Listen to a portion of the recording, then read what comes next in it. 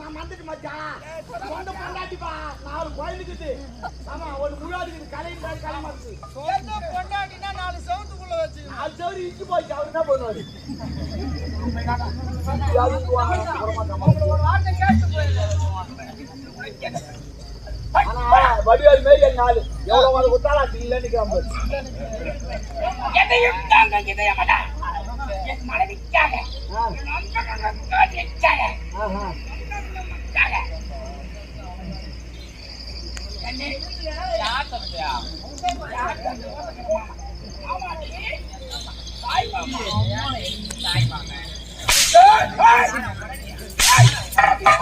பாரு வருவாங்க என்ன